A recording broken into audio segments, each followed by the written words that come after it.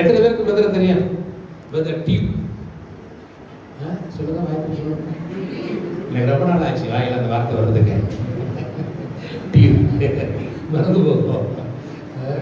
ஆமாம், பிரதர் நல்ல அப்பா ஒரு பெரிய சீனியர் மிஷனரி பிளெஸிங் யூத் மிஷனில் அப்பா வந்து பிரதர் ஸ்டான்லியோட இணைந்த ஊழியம். படிக்கும்போது ஒன்றா படித்தாங்க, ஊழியத்து வரும்போது ஒன்றா ஊழியத்துக்கு வந்தாங்க, ரிட்டையர்ட் ஆகும்போது ஒன்றா ரிட்டையர்ட் ஆனாங்க.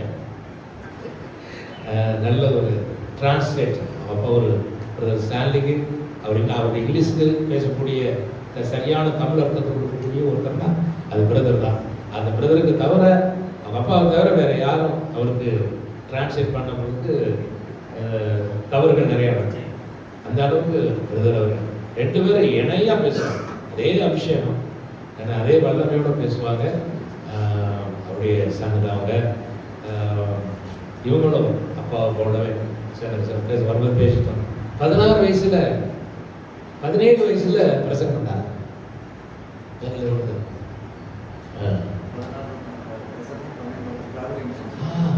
16 வயசுல பிரசங்கியார். 17 வயசுல டிராவலிங் பிரீச்சர். என்ன அர்த்தம்? எல்லா இடத்துக்கும் சொல்றாங்க. சொல்ல போனா ஒரு ஸ்டாலினுடைய மனைவி, அவங்க பெரிய பிரசங்கியார். அவங்க புத்தகம் படிச்சீங்கன்னா ரொம்ப ரொம்ப ஹை லெவலில் இருக்கும். அதாவது தாட்ஸ் அவங்க கூப்பிட்டு அவங்க ஊரில் அவங்க வீட்டில் ஒரு பெரிய மீட்டிங்கு, அதில் யூத்துக்கு பேசுறதுக்கு பிரதரை கூப்பிட்டு பேச வச்சுருக்காங்க. இப்படி பல இடங்களில் பிரதர் இப்போ பயன்படுத்தப்பட்டு இருக்கிறாங்க. நல்ல பிரதர் மாதிரி ஐநூறு பேசுகிற ஆள் இல்லை. நீ கிடைச்சது பெரிய கிருபை. யூத்துக்கு எல்லாம் பேச முடியாது. அப்படியே பேசினாலும் கூட அவங்க பேசுறது ஒரு லெவல் தான் பேசுவாங்க. ஆனால் எல்லா பகுதியும் டச் பண்ணி என்ன உருவாக்குறதுல கர்த்தருக்கு அதிகமான கிருபையை கொடுத்துருக்குறாங்க. அதனால ரொம்ப நமக்கு கிடைச்சது பெரிய ஒரு ஆசீர்வாதம் அப்படின்னு சொல்றீங்களா? பிரதர் கிடைச்சது உங்களுக்கு என்ன?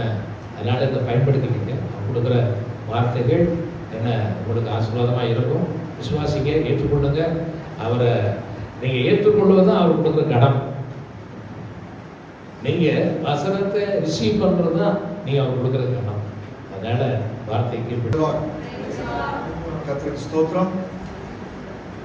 நம் கண்களை மூடி ஆண்டவரே என்னோட பேசும் என்று ஆண்டவர்கிட்ட கேட்போம். ஆண்டவர் இந்த நாளிலும் ஜனவரி 15, 2026 இந்த நாளிலும் ஆண்டவர் குறித்து வைத்திருக்கிறார். அருமையான போதகர் சாந்தாஸோட ஆவியானவர் பேசி இப்படிப்பட்ட அற்புதமான ஒரு இடத்துல இந்த எண்ணூரில் இந்த அருமையான கேத்தலிக் சென்டரில் உங்களை அனைவரையும் ஆண்டவர் கேதர் பண்ண செய்து வைத்திருக்கிறார். இந்த காலை வேளையில் இந்த முதல் செஷன்ல ஆண்டவர் உங்களோடு பேசுவார். உங்கள் வாழ்க்கை மாறும். ஆனா அதற்கு ஒரு ஃபவுண்டேஷன், அடித்தளம். நீங்க எவ்வளவு ஹம்பிளா இருக்கீங்க, எவ்வளவு ஹங்கிரியா இருக்கீங்க என்று நீங்க யோசித்து பார்க்கணும். எவ்வளவு தாழ்மையா இருக்கீங்க. எனக்கு எல்லாம் தெரியும். இந்த நாளிலும் எனக்கு ஆண்டவர் என்ன சொல்லி கொடுக்க போறார் புதுசா அப்படின்னு இல்லாம அந்த சின்ன சாமுவேலை போல speak Lord, your servant is listening. ஆண்டவரே பேசும், அடியேன் கேட்கிறேன் என்று சொல்லணும். ஒரு தாகத்தோடு சொல்லணும், ஹங்கரோடு சொல்லணும், பசியோடு சொல்லணும். கிறிஸ்துமஸ் செய்தி வருகிற லூக்கா சுவிசேஷம் மரியாளுடைய கவிதை அங்கே வேதவசனம் சொல்லுகிறது, the hungry he filled with good things. பசி தாகம் உள்ளவர்களுக்கு நன்மையான காரியங்களை வைத்து ஆண்டவர் அனுப்பினார். ஆனால் the rich he sent away empty. ஆனா ரிச்னா ரிச் கிடையாது, ஆனா ரிச்னு நினைச்சுக்கிறது. எனக்கு எல்லாம் தெரியும், I am rich in Bible knowledge. அப்படிப்பட்டவங்கள ஆண்டவர் வந்து வெறுங்கையோடு அனுப்பி விடுவார். அப்படி ஒருவரும் இந்த ரிட்ரீட்ல இருந்து இந்த யூத் கேம்ப்ல இருந்து நீங்க போக மாட்டீங்கன்னு நான் நம்புகிறேன். ஹalleluya. சொல்லுங்க, ஹார்ட் மேல உங்க கையை வச்சுட்டு சொல்லுங்க, இதயத்து மேல கை வச்சு சொல்லுங்க, ஆண்டவரே நான் ஹம்பிளா இருக்கிறேன், தாழ்மையோடு இருக்கிறேன், என்னோட பேசும். எல்லாரும் கிளியரா சொல்லுங்க, ஆண்டவரே நான் ஹம்பிளா இருக்கேன், என்னோட பேசும். ஆண்டவரே நான் ஹங்கிரியா இருக்கேன், என்னோட பேசும். இந்த வசனத்தின் மூலம் பேசும். In Jesus Christ name I pray. Amen. Amen. So இந்த காலை வேளையிலே இந்த முதல் செஷன்ல ஆண்டவர் வந்து எனக்கு பைபிள்ல இருந்து ஒரு புத்தகம், நம்ம அடிக்கடி அவ்வளவாய் படிக்காத புத்தகம். ஏனென்றால் அந்த புத்தகத்தின் சத்தியம் ஒருவேளை கொஞ்சம் கடினமாக இருக்கலாம். அந்த புத்தகத்தின் பேர் புக் ஆஃப் ஹீப்ரூஸ். அந்த புத்தகத்திலிருந்து நான் முதல் செய்தி நான் கொண்டு வர விரும்புகிறேன். அந்த புத்தகத்தை நீங்கள் தெரிந்து கொள்ளுங்கள். Bible, turn with me to the book of Hebrews. So the Hebrews பத்தி பைபிள் ஸ்காலர்ஸ் வந்து ஒரு ஜோக் சொல்லுவாங்க. அந்த ஜோக் என்னன்னா, ஒரு சிலர் நம்புகிறார்கள் இந்த இந்த எபிரேயர் புத்தகத்தை யார் எழுதினார் என்ற கேள்விக்கு பதில் வந்து அந்த புத்தகத்தை ஒரு பெண்மணி எழுதினார். அந்த பெண்மணியின் பேர் ஒருவேளை பிரிசில்லா, ஒருவேளை ஒரு பெண்மணி எழுதியிருப்பார். அந்த பெண்மணியின் பேர் பிரிசில்லா என்று ஒரு சில வேத வல்லுநர்கள் சொல்லுகிறார்கள். ஏன்னா மற்ற புத்தகத்தை போல பவுல் வந்து கிளியரா அவர் இன்ட்ரோடியூஸ் பண்றார். நான் எழுதுறேன், ஒரு சில இடத்துல தீமோத்தேயோடு சேர்ந்து எழுதுறேன் அப்படின்னு, நான் கிரீட் பண்றேன் அப்படின்னு சொல்லுவாங்க. இந்த இடத்துல வந்து நேரடியாக அவர் வசனத்துக்குள்ள போயிடுறாரு. நீங்க பாத்தீங்கன்னா எபிரேயர் 1:1ல வந்து ஒரு கிரீட்டிங் ஒண்ணு கிடையாது, நேரடியா செய்திக்குள்ள போயிடுறாங்க. அப்புறம் எண்ட்ல கூட சில ரோமர் புத்தகத்துல நீங்க பாத்தீங்கன்னா எண்ட்ல வந்து அந்த சபையில இருக்கிற விசுவாசிகள் பேரெல்லாம் சொல்லுவார் பவுல். ஆனா இங்க வந்து அந்த மாதிரி யார் பேரெல்லாம் அவ்வளவா இல்ல. சோ ஒரு பெண்மணி ஏன் எழுதினார் என்று ஏன் நம்புறாங்கன்னா, எபிரேயர் 13:24 நம்ம பார்க்கலாம். எபிரேயர் 13:24.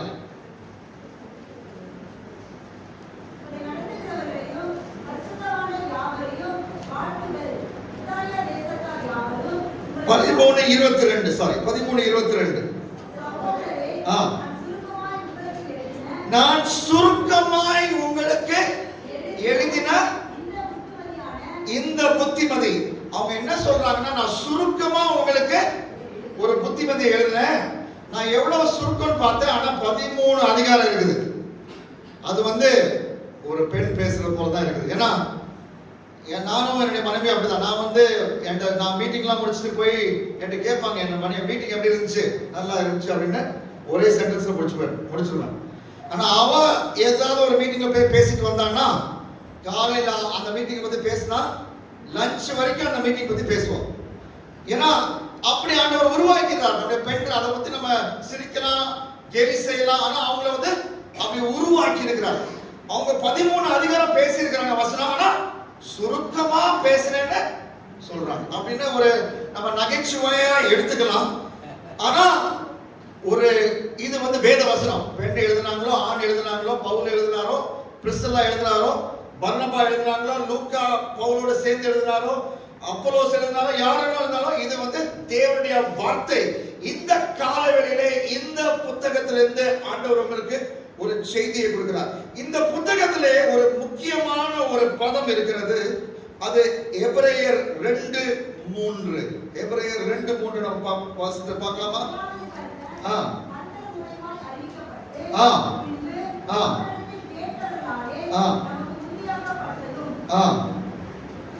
அதாவது இங்கிலீஷ்ல வந்து how shall we escape if we ignore so great as salvation. அது எங்க இருக்குது? அந்த 2வது வசனமா 3வது வசனமா? எபிரேயர் 2:3. 2:2 இவ்வளவு பெரிதான ரட்சிப்பு, இவ்வளவு பெரிதான ரட்சிப்பு. நம்ம இந்த புத்தகத்தை நம்ம படிக்கும் போது நம்ம வாழ்க்கையிலே பெறுகிற மிகப்பெரிய அனுபவம் இந்த பெரிதான ரட்சிப்பு என்று இந்த புத்தகத்தை எழுதின ஆக்கியோன் சொல்லுகிறார். நம்ம வாழ்க்கையில மிகப்பெரிய எக்ஸ்பீரியன்ஸ் என்னது? ஒருவேளை உங்களுடைய ஆவிக்குரிய நிலைமை எனக்கு தெரியாது. ஒருவேளை அந்த ட்ரக்ஸ் எடுத்துட்டு அந்த மப்பெல்லாம் அப்படி ஏறும் போது, அந்த கிக்கு ஏறும் போது, அந்த ஹைட்ல வந்து அதுதான் என்னுடைய வாழ்க்கையில உச்சகட்டமான எக்ஸ்பீரியன்ஸ். ஆர் அதாவது என்னுடைய செல்ஃப் கண்ட்ரோலை இழந்து ஒரு தனியாக அந்த ஆணோடு சென்று அவனோடு உடல் உருவ கொள்ளும் போது அந்த கிளைமேக்ஸ் என்னுடைய வாழ்க்கையில உச்சகட்டமான எக்ஸ்பீரியன்ஸ்.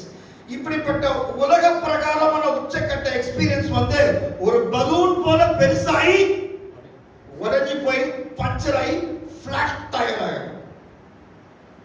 ஆனா இன்றைக்கு ஆண்டவர் சொல்கிறார், இவ்வளவு பெரிதான ரட்சிப்பை நீ அசட்டை செய்தால் நீ எப்படி எஸ்கேப் பண்ணுவ, எப்படி தண்டனைக்கு எஸ்கேப் பண்ணுவ, எப்படி ஒரு நித்திய நரகத்துக்கு எஸ்கேப் பண்ணுவ என்று பைபிளுடைய அந்த Bible rest of the Bible நம்ம படிச்சோம்னா அதுதான் இங்க அர்த்தம். நித்திய நரகம் மட்டும் அல்ல, இந்த தினத்தோட வாழ்க்கையே ஒரு நரகமாக போய்விடும். ஏன் எபிரேயர் புத்தகம் இவ்வளவு பெரிய ரட்சிப்பு? Why salvation is the greatest of all experiences? ஏன் ரட்சிப்பு வந்து நமக்கு கிடைக்கக்கூடிய மிகுந்த உன்னத அற்புதமான ஒரு எக்ஸ்பீரியன்ஸ்? முதலாவது காரணம், because it is a relationship with the greatest of all soulmates. உலகத்திலே இருக்கிற மிகுந்த தலை சிறந்த நண்பனோடு அந்த உறவு வைக்கிறது தான் ரட்சிப்பு. உலகத்தில் இருக்கிற மிக தலை சிறந்த நண்பனோடு உறவை ஆரம்பிக்கிறது தான் ரட்சிப்பு. எபிரேயர் 4ஆம் அதிகாரம் 15ஆம் வசனத்தை பார்க்கலாமா நம்ம? எபிரேயர் 4:15.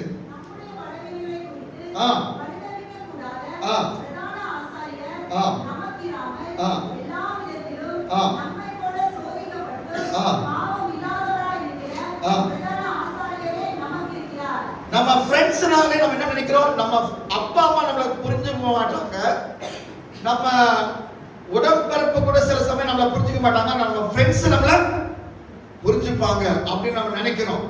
ஆனா இந்த பைபிள்ல இங்க வசனம் என்ன சொல்லுதுன்னா, எல்லா விதத்திலும் நம்மளை புரிந்து கொண்டு, நம்முடைய சோதனைகளை புரிந்து கொண்டு நமக்கு உதவி செய்கிற ஆண்டவராகிய இயேசு கிறிஸ்து ஒரு தலை சிறந்த ஆர் பெஸ்ட் ஃப்ரெண்டா இருக்கிறார். அவரோடு உறவு கொள்வதுதான் ரட்சிப்பு. Having a relationship with Jesus, the greatest friend, that is salvation. நான் நிறைய நேரம் ரட்சிப்புனா என்ன நினைக்கிறோம்னா, ரட்சிப்புனா நான் எங்க அப்பா அம்மா ஒழுங்காக சபைக்கு வராங்க, நான் அவங்களுக்கு பிறந்திருக்கிறேன், அதனால நான் ஆட்டோமேட்டிக்கா நான் ரட்சிக்கப்பட்டேன். ஆட்டோமேட்டிக் கார் மாதிரி, ஆட்டோமேட்டிக் நிறைய இது ஆட்டோமேட்டிக்கா லைஃப்ல இருக்கு. அது மாதிரி ஆட்டோமேட்டிக்கா பைபிள்ல ரட்சிப்பு இல்ல. யோவான் 1:12 நம்ம வாசிக்கும் போது ஆண்டவருக்கு வந்து பிள்ளைகள் இருக்கிறாங்க, ஆனா பேர பிள்ளைங்க இல்ல. ஆண்டவருக்கு பிள்ளைங்க இருக்கிறாங்க, ஆனா பேர பிள்ளைங்க கிடையாது. அதுதான் யோவான் 1:12 நமக்கு எல்லாம் தெரிஞ்ச வசனம் தான். அந்த வசனத்தை வந்து நான் சுருக்கமா சொல்றேன். சோ அப்பா அம்மா கோயிலுக்கு வந்து ஆண்டவரை வணங்குறாங்க, ஆண்டவரை சேவிக்கிறாங்க, பல வருடங்களாக வர்றாங்க, அது ரொம்ப சந்தோஷம். அவங்களுக்கு நீங்க பிறந்ததுனால நீங்க அவங்க ரட்சிக்கப்பட்டனால நீங்க ஆட்டோமேட்டிக்கா ரட்சிக்கப்பட முடியாது. நீங்க உங்களுக்காய் சிலுவையிலே மரித்து உயிரோடு எழுந்து இப்பொழுது வாழ்கிற உங்களுடைய நண்பனாக இருக்க விரும்புகிற இயேசுவோடு அந்த உறவு கொள்வதே அதுதான் ரட்சிப்பு. It is a relationship with the greatest of all friends. நம்ம உலகத்துல பார்க்கும்போது இது தனிமை நிறைந்த உலகம். நான் வாசிச்சதுல ஒரு ரொம்ப சோகமான ஒரு கதை இது. கட்னி என்ற ஒரு பட்டணம் மத்திய பிரதேசத்தில் இருக்குது. ஒரு சில நாட்களாக ஆசீர்வாத இளைஞர் இயக்கத்தில் நான் மிஷனரியா இருந்தேன், நானும் என்னுடைய குடும்பத்திலே. அதிலே 6-7 மாதங்கள் நாங்கள் ஜபல்பூர் என்ற ஒரு இடத்திலே மத்திய பிரதேசத்திலே நானும் என் குடும்பத்தாரும் மிஷனரியாக்களாக இருந்தோம். அந்த ஜபல்பூர் பக்கத்தில் இருக்கிறது இந்த பட்டணம் பேர் வந்து கட்னி. அந்த பட்டணத்திலே டிசம்பர் 20, 2018 ஒரு சம்பவம் நடந்தது. அந்த சம்பவத்தை காண சப் இன்ஸ்பெக்டர் கவிதா அவங்க வந்து அந்த வீட்டுக்குள்ள போறாங்க. அவங்க கதவை உடைச்சு உள்ள போகும்போது அவங்க பார்க்கிற அந்த இன்சிடென்ட் வந்து அவங்க அதனால ஆடி போயிட்டாங்க. அவங்க வந்து ஒரு போலீஸ்கார அம்மா, எத்தனையோ கிரைம் எல்லாம் பார்த்திருக்காங்க, அதை பார்க்கிற, ஆனா அந்த மாதிரி அவங்க லைஃப்ல பார்த்ததே இல்லை. என்னன்னா அங்கே தூக்கில ஒரு பெண்மணி தொங்குகிறாள். ஆனால் அந்த பெண்மணியுடைய கீழ் பாகத்திலிருந்து தொப்புள் கொடியில ஜாயின் பண்ணி ஒரு பேபியும் தொங்குது. அந்த பேபி உயிரோடு இருக்குது. அவங்க ஓடி போய் ஒரு ஷார்ப் ஆப்ஜெக்ட் எடுத்து அந்த அம்பிளிக்கல் காரை வெட்டி அந்த குழந்தையை காப்பாற்றினார்கள். அந்த குழந்தை எப்பொழுது அந்த அம்மாவுடைய உடம்பிலிருந்து வெளியே வந்ததுன்னு அவங்களுக்கு தெரியல. ஆனா அவங்க தூக்கில தொங்கிக் கொண்டிருக்கும் போது, அவங்க உயிர் போயிட்டு இருக்கும் போது எப்படியோ அந்த பேபி மட்டும் வெளியே வந்து அப்படியே அந்த தொப்புள் கொடியில தொங்கிக் கொண்டிருந்தது. அந்த அம்மா திருமணமானவங்க, ஆனாலும் அந்த திருமணமான பிறகு அவருடைய புருஷனோட ஏதோ ஒரு பிரச்சனை. அவங்க கேட்டு அந்த புருஷனோட கேட்டு பார்த்தாங்களா, என்னால பிரச்சனையா? ஒரு பிரச்சனை இல்லை அப்படின்னு அவருடைய புருஷன், அவர் பேர் சந்தோஷ், சொல்றாரு. சோ நம்முடைய வாழ்க்கையில ஒருவேளை எல்லாமே நார்மலா இருக்கலாம். நம்ம மக்கள், நம்மளை சுத்தி மக்கள் எல்லாம் இருக்கலாம், எல்லாமே பேசி சிரிச்சு, நம்மளை சுத்தி இருக்கிற மக்கள் பேசி சிரிச்சுட்டு இருக்கலாம், நம்மளும் பேசி சிரிச்சுட்டு இருக்கலாம். ஆனா உள்ளே ஒரு வெற்றிடம். There's an emptiness inside. You are laughing, your friends are laughing, but inside, even though you are in among all your friends, ஒருவேளை உங்க நண்பர்களை சுத்தி நீங்கள் இருந்தாலும், உங்க நண்பர்கள் நெருங்கி உங்களோட சேர்ந்து விளையாண்டாலும், உங்கள் இதயத்திலே ஒரு loneliness, ஒரு தனிமை. அந்த தனிமை எப்பொழுது போகும் என்றால், நீங்கள் பாவத்திலிருந்து மனம் திரும்பி இந்த தலை சிறந்த நண்பனான இயேசுவை உங்கள் சொந்த ரட்சகராய் ஏற்றுக்கொள்ள வேண்டும். நான் ஸ்ட்ரைட்டாவே பேசுறாது, சுத்தி வளைச்சு எனக்கு பேசுறேன்.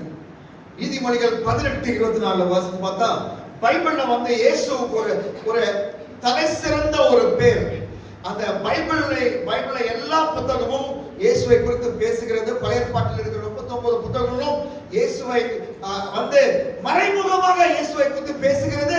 இப்படியாக நீதிமொழிகளின் புத்தகம் ஆண்டவராக இயேசு கிறிஸ்துவை குறித்து பேசுகிறது. அதை வாசித்து பார்ப்போம். நீதிமொழிகள் 18:24.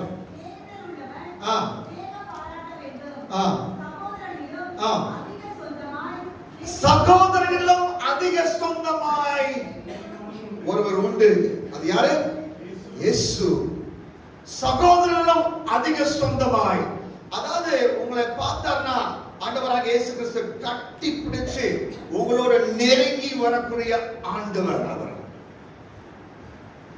இந்த நற்செய்தி தான் இந்த கிறிஸ்தவ விசுவாசத்துக்கும் இஸ்லாமிய விசுவாசத்துக்கும் ஒரு பெரிய ஒரு வித்தியாசம். இஸ்லாம் நண்பர்களோட நீங்க பேசுனீங்கன்னா அவங்ககிட்ட எப்பயுமே அவங்க கடவுள் வந்து he is alone and apart. அவர் தனிமையாக நம்ம விட்டு தூரமாய் சிம்மாசனத்தில் அமர்ந்திருக்கிறார். பைபிளே அவர் சொல்லி இருக்குது. ஆனா ஒரு பெரிய வித்தியாசம், அந்த சிம்மாசனத்தில் அமர்ந்திருந்த அந்த தேவ குமாரன், பிதாவானவர், குமாரன், பரிசுத்த ஆவியே, அந்த குமாரன் நம்மிடத்திலே வாழ இம்மானுவேலாய் வந்தார். அதுதான் கிறிஸ்துமஸ் நற்செய்தி. இம்மானுவேல் என்றால் God with us. அதாவது நம்ம ஊருக்கு, நம்ம ஏரியாவுக்கு இயேசு வந்துட்டாரு, நம்ம பக்கத்துல வந்துட்டாரு, நம்ம இதயத்துக்குள்ள வர ஆசிக்கிறாரு. அவர்தான் உலகத்தில் இருக்க தலை சிறந்த நண்பன். இதை குறித்து நான் பேசிக்கொண்டே போகலாம். உங்க உலக பிரகாரம் ஃப்ரெண்ட்ஸ் எல்லாம் உங்ககிட்ட வந்து பணம் இருக்கிற வரைக்கும் உங்களோட இருப்பாங்க. உங்க உலக பிரகாரம் ஃப்ரெண்ட்ஸ் எல்லாம் நீங்க அந்த ஜோக் அடிச்சிட்டு இருக்க வரைக்கும் உங்களோட இருப்பாங்க. நீங்க சேட் ஆயிட்டீங்கன்னா வேற ஃப்ரெண்ட்ஸ் பார்த்து போயிடுவாங்க. உங்க உலக பிரகாரம் ஃப்ரெண்ட்ஸ் பத்தி நான் உங்களுக்கு சொல்ல தேவையில்லை, நீங்க உங்களுக்கே அவங்கள பத்தி தெரியும். அவங்க எப்பேற்பட்டவங்க. உங்களை வந்து ஒரு கேஸ்ல மாட்டி விட்டுட்டு அவங்க எஸ்கேப் ஆயிடுவாங்க. இது உண்மை. உங்களை போலீஸ்ல மாட்டி விட்டு அவன் பறந்து போயிடுவான். ஆனா ஆண்டவராகிய இயேசு கிறிஸ்து அப்படி அல்ல. He is a friend who sticks closer than a brother. He is a friend who sticks closer than a brother. ஏன் அப்படிப்பட்ட ஒரு நண்பராக இருக்கிறார்? ஏனென்றால் பைபிள்ல இருந்து நிறைய அதுக்கான காரணங்கள் குறித்து நான் ஒரு சில காரணங்களை கொடுக்கிறேன். அவர் நம்மளை போல அவர் ஒரு ஒரு ஒரு பெண்மணிக்கு பிறந்தார். நாம் எப்படி பிறந்தோம்? நமக்கு ஒரு அப்பா உண்டு, நமக்கு அம்மா உண்டு. அவருக்கு அப்பா கிடையாது. அவர் கன்னி மரியாதை உயிரோடு பிறந்தார். ஆனாலும் நம்மளை போல ஒரு பெண்ணின் வயிற்றிலே வந்தார். ஏனென்றால் அவர் சொல்றார், அது மூலமா சொல்றாரு, நான் உன்னுடைய ஃப்ரெண்டா நான் பிறந்திருக்கிறேன், உன்னை புரியும்படி நான் பிறந்திருக்கிறேன். கலாத்தியர் 4:4 அந்த வசனத்தை வாசிக்க வேணா எழுதி கொடுங்க. He was born of a woman. அப்புறம் அவர் நம்மளை போல அவருடைய கண்ணீர், அவருக்கு கண்ணீர் வந்தது. யோவான் 11:35 பைபிள்ல இங்கிலீஷ்ல அது shortest verse in the Bible. ஒருவேளை உங்க அம்மா அப்பா சொன்னாங்கன்னா பைபிள் வசனம் மெமரைஸ் பண்ணாட்டி உனக்கு பிரேக்ஃபாஸ்ட் கிடையாது அப்படின்னு சொன்னாங்கன்னா இது ஒரு நல்ல ஆப்ஷன். யோவான் 11:35 என்ன சொல்லுது? Jesus wept. இங்கிலீஷ்ல தமிழ்ல எப்படி இருக்குது? இயேசு கண்ணீர் விட்டார். பிரியாணியை போடுங்க அப்படின்னு சொல்லணும். வயிறு பசிக்குது. மெமரி வர்ஸ் முடிஞ்சிருச்சு. இயேசு கண்ணீர் விட்டார். அவருக்கு தெரியுமா தெரியாதா லாசரு உயிரோடு எழுப்புவார்னு? தெரியுமா தெரியாதா? தெரியும். அவர் கடவுள், 100% கடவுள், அதே சமயத்தில் 100% மனிதன். அவருக்கு தெரியும். ஆனாலும் லாசரஸை மிஸ் பண்றார். வீட்டுக்கு போகும்போது லாசரஸை காணோம். அவர் கண்கள் லாசரு எங்கன்னு தேடுது. அவனை பார்க்கறனால கண்ணீர் உள்ளார். எப்படி நம்ம சென்னை ஏர்போர்ட்டுக்கு போயிட்டு நம்ம உறவினர்லாம் எங்கேயாவது ஃபாரின் போனாங்கன்னா அவங்கள பார்த்து அழுவோம்ல, ஐயோ போயிட்டாங்களே, அவங்க செத்து பண்ண போகல, அவங்க நல்லா போய் சம்பாதிக்க தான் போயிருக்காங்க. ஆனாலும் அந்த பிரிவு கண்ணீரை கொண்டு வரும். அதுதான் மனித. that's how we are humans. அந்த உன்னை புரியுது, உன்னுடைய ஏக்கங்கள் புரியுது, உன்னுடைய பயங்கள் புரியுது. அந்த எமோஷன்ஸ் நம்மளை போல இயேசு ஃபீல் பண்ணுகிறார். He had emotions like us. மனுஷனுடைய மிகவும் காமனான எக்ஸ்பீரியன்ஸ் மரணம். அதுதான் பணக்காரனையும் ஏழையும் ஒன்றாக்குது. மரணம். எல்லாரும் ஒரு நாள் மரிக்க போகிறோம். ஆண்டவராகிய இயேசு கிறிஸ்து வருகை தாமதிக்குமானால் எல்லாரும் மரிக்க போறோம். அந்த மரணத்தை வாலண்டியராக இயேசு நமக்காக டேஸ்ட் பண்ணார். அதுதான் எபிரேயர் 2:14 சொல்லி இருக்கிறது. எபிரேயர் 2:14 வாசிக்கலாமா? ஆதலால் பிள்ளைகள் மாம்சத்தையும் இரத்தத்தையும் உடையவர்களாய் இருக்க அவரும் அவர்களைப் போல எனக்கு ரொம்ப பிடிக்குது இந்த வசனம். இந்த phrase அவரும் அவர்களைப் போல எப்படி அதை நிரூபிச்சார்? மாம்சத்தையும் இரத்தத்தையும் உடையவரான மரணத்துக்கு அதிகாரியாகிய பிசாசானவனை தமது மரணத்தினாலே அழிக்கும்படிக்கும் ஜீவகாலமெல்லாம் மரண பயத்தினாலே அடிமைத்தனத்தில் உண்ணானவர்கள் யாவரையும் விடுதலை பண்ணும்படியாக. ரொம்ப சிம்பிளா சொன்னா எபிரேயர் 2:14 என்ன சொல்லுதுன்னா, நம்மளை புரிஞ்சுக்கிறதுக்கு மனுஷன் ஆனாரு. அப்புறம் மனுஷனுடைய மிகுந்த காமன் எக்ஸ்பீரியன்ஸ் ஆன மரணத்தை அவரே ருசி பார்த்தார். ஏன்னா அவருக்கு தெரியும் மரணத்துக்கு தான் மனுஷன் பயங்கரமா மேக்ஸிமமா பயப்படலாம் அப்படின்னு. அப்படிப்பட்ட ஆண்டவராகிய இயேசு கிறிஸ்து உங்களுடைய ஃப்ரெண்டாக இன்னைக்கு காலையில் விரும்புகிறோம். அதனால் அவர்தான் உலகத்திலே தலை சிறந்த ஃப்ரெண்ட். அவர் உங்கள் வாழ்க்கையில வந்தா அதுதான் ரட்சிப்பு. அதுதான் இவ்வளவு பெரிய ரட்சிப்பு. ரட்சிப்புனா என்ன? யோவான் 17:3 வாசிங்க. ரட்சிப்புனா என்ன? இதுதான் ரட்சிப்பு. ரட்சிப்புனா பைபிள்ல அந்த ஜீசஸே அதை டிஃபைன் பண்றாரு. ரட்சிப்புனா என்னன்னு யோவான் 17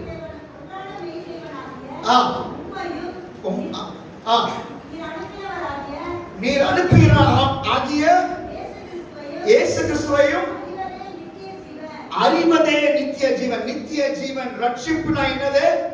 இயேசுவை அறிகிறது. இயேசுவை அனுப்பிய பிதாவை அறிகிறது. அறிகிறதுனா என்னது? ஆதியாகமம் 4:1 சொல்கிறது, ஆதாம் ஏவாளை அறிந்தாள், அவள் கர்ப்பவதியானாள். அப்படின்னா என்னது? ஒரு இன்டிமசி, ஒரு நெருக்கம். ஆதாம் ஏவாளை நெருங்கினது வந்து அது மாம்ச பிரகாரமான நெருக்கம். ஆனால் ஆண்டவர் சொல்றாரு, நீ என்னோட நெருங்கு, ஆவிக்குரிய ரீதியில் நெருங்கினா அதுதான் ரட்சிப்பு, அதுதான் ரட்சிப்பு. சோ ஆண்டவராகிய இயேசு கிறிஸ்து தலை சிறந்த நண்பன், அவரோடு நாம் நெருங்கினது தான் ரட்சிப்பு. So greater salvation. Why? இரண்டாவது காரணம், அவர் வந்து கிரேட்டஸ்ட் ஃப்ரெண்ட் நான் முதல்ல சொன்னேன். அவர் கிரேட்டஸ்ட் செகண்ட் கிரேட்டஸ்ட் சேவியர்.